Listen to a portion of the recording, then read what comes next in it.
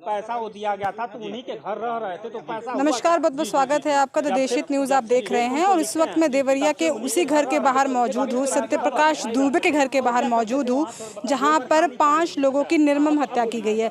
और तस्वीरों में आप मेरे पीछे देख सकते हैं कि इतना यहाँ पे चहल पहल मचा हुआ है, तमाम पुलिस लगी हुई है। और इस वक्त हमारे साथ सत्यप्रकाश दुबे जी के बहनोई भी मौजूद हैं। उनके बहन, उनकी जो सगी बहन है, वो जब उन्होंने ये बात खबर सुनी तो वो यहाँ पे मौजूद हैं अपने पति के साथ। और इस तरफ आप मेरे पीछे देख सकते हैं कि तमाम सुरक्षा कर्मी, यहाँ पे बड़े बड़े अधिकारी कुत्तों के साथ मौजूद हैं। यहाँ पे पूरा छानबीन की जा रही है कि आखिरकार पूरा मामला क्या है। और ग्रामीणों से भी जब हमने बात की तो उनका यही कहना है कि प्रेम यादव के द्वारा कहीं ना कहीं जबरन ये ज़मीन जो है वो कब्जा किया गया है। तो इनसे बातचीत करते हैं, क्या कहेंगे कि जो सत्यप्रकाश दुबे जी के दूसरे वाले भाई है जिनका नाम साधु है, उन्होंने जब ये ज़मीन लिखी थी तो क्या प्रेम यादव के द्वारा उनको कुछ पैसा दिया गया था जो अब कहा जा रहा है? उनको बहला फुसला करके उनको कैद कर लिया गया था।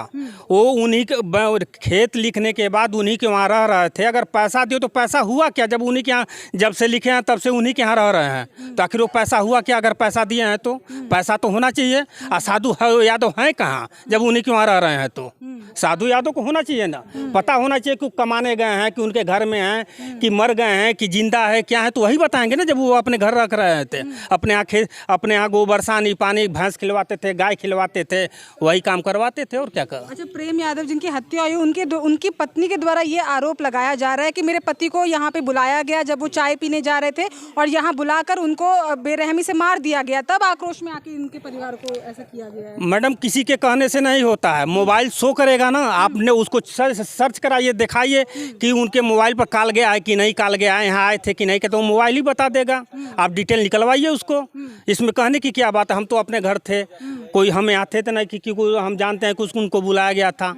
प्रशासन द्वारा कहा जा रहा है कि वो बाइक जो खड़ी है वो प्रेम यादव जी की खड़ी है, चप्पल यहाँ पे है, खून यहाँ पर है, कहा जा रहा है। जो भी हो तो हम तो अपने घर थे ना मैडम, हम यहाँ तो थे नहीं। हम यही जानते हैं कि जो भी विवाद हुआ है, जमीनी विवाद हुआ है, जो साधु यादव से जो जमीन लिखवाए हैं, वह साधु दुबे से जो जमीन उन्होंने लिखवाया है वह अवैध तरीके से लिखवाया है। टोटल उनको अब उनका दिमाग ब्रेन वॉश कर लिया गया था और उन्हीं के घर उड़ रहे थे। लिखने पढ़ने के बाद आखिर में वो लिखवाए तो पैसा हुआ क्या? अगर पैसा दे के लिखवाए। अच्छा, आप सगे बहनों, ये बताइए कि स्वभाव कैसा था इनके? जो सगे भाई थे सत्यप्रकाश दुबे जी, लगता है कि वो किसी का हत्या कर सकते? उनका व्यवहार कैसा था? बिल्कुल सीधा प्रवृत्ति के थे, बिल्कुल सीधा थे।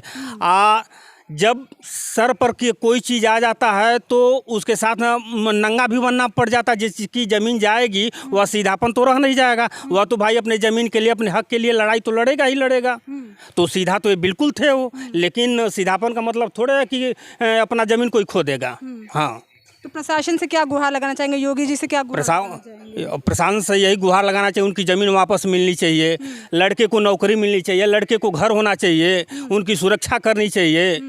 और क्या लगता है पुलिस प्रशासन की लापरवाही है? क्योंकि ये मामला पहले से ही 7 सालों से चल रहा था, यहाँ पे सबको खबर थी, तो इस तरह से दिन दहाड़े 5 लोगों को मार दिया जाता है। क्या लगता है, लापरवाही नजर आती है प्रशासन के द्वारा? अब प्रशासन की लापरवाही तो कही ही जाएगी। जो मुकदमा 2014 से चल रहा है, आज तक उसका हस्त निरस्त कुछ नहीं हुआ है। एप्लीकेशन पर एप्लीकेशन तहसील में, थाने में पड़े हुए हैं, तो जाहिर सी बात है थोड़ी लापरवाही जरूर हुई है।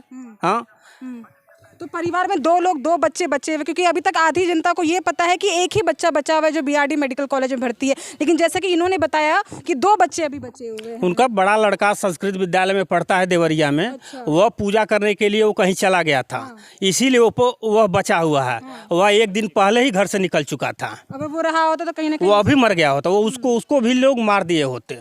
आखिर में जो बचा, जो लड़का मौत और जीवन से जूझ रहा है, उसको मरा ही जान के लोग न छोड़े हैं। हाँ, तो अभी रहा था तो वो भी मर गया होता, या मौत, जीवन और मौत से जूझता। तो देखिए, ये हमारे साथ कहीं ना कहीं सत्यप्रकाश दुबे जी के बहनोई मौजूद थे, जिनका ये कहना है कि ये एक जघन अपराध हुआ। इसमें प्रशासन की भी कहीं ना कहीं कमी है, क्योंकि छोटी सी जमीन विवाद को लेकर 5 लोगों को मौत के घाट उतार दिया गया है। और इनके जो जीजा जी जो थे वो इस तरह से नहीं थे। तो आप सबको हमने यहाँ से तस्वीरें दिखाई कि लगातार यहाँ पे हम बने हुए हैं, तमाम लोग यहाँ पे मौजूद हैं, और सबका यही नहीं सॉरी ठीक है, उसको मैं कट कर दूंगी। तो आप सबकी क्या राय है? दो और आपको एक अहम जानकारी दे दूं कि सत्यप्रकाश दुबे जिनकी एक औलाद बचने की खबर सामने आ रही थी, लेकिन अब इनके द्वारा बताया जा रहा है कि उनके दो बच्चे, एक जो संस्कृत विद्यालय में पढ़ता था और एक जिसको जो मेडिकल कॉलेज में भर्ती है, दो लोग अभी बचे हुए हैं। आप सबकी क्या राय है? कमेंट बॉक्स में कमेंट करके बताइए। इस वीडियो को लाइक करिए, शेयर करिए और देखते रहिए द देश हित न्यूज़।